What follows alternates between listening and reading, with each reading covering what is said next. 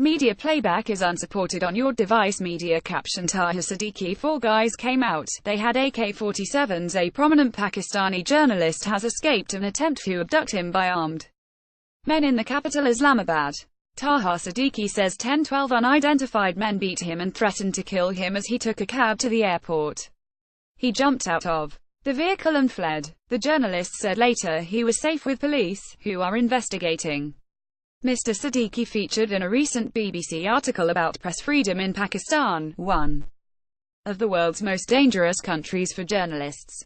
Speaking to the BBC in front of an Islamabad police station where he gave a statement, Mr. Siddiqui looked still to be in shock. Our reporter Secunder Kermani says the buttons on his shirt had been ripped off in the struggle, and he was caked in dirt from hiding and crawling through a ditch during his escape.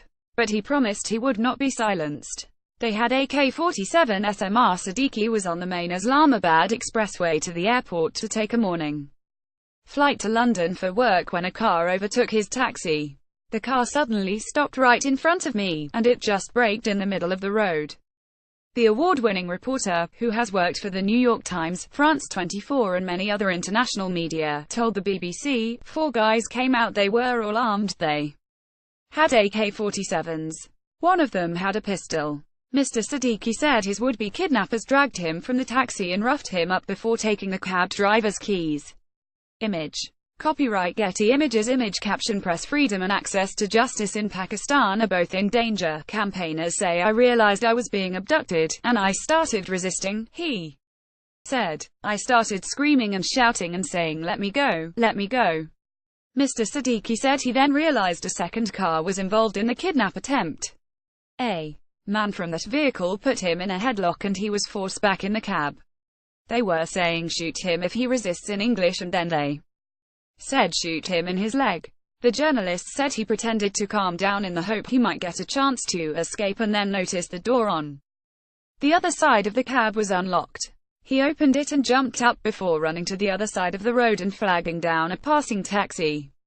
It took him a few hundred meters along the road, and then its occupants realized he was the target of the kidnap attempt and demanded he leave the vehicle.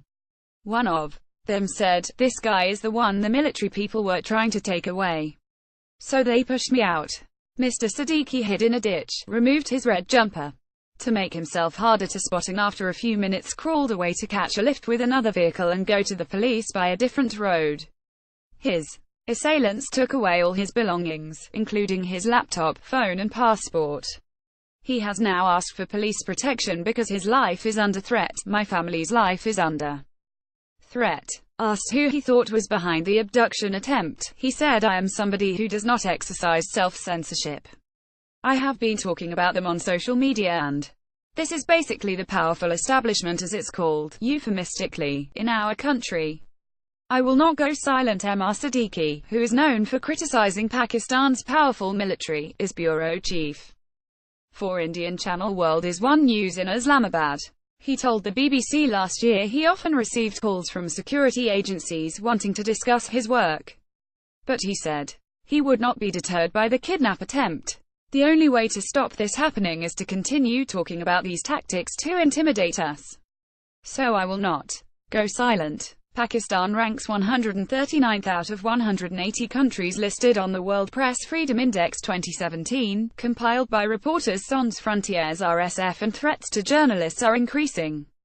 In October, another journalist, Ahmed Noorani, was severely beaten by 6 men wielding chains. His investigations into the Panama Papers case had unearthed embarrassing revelations about the role of the military.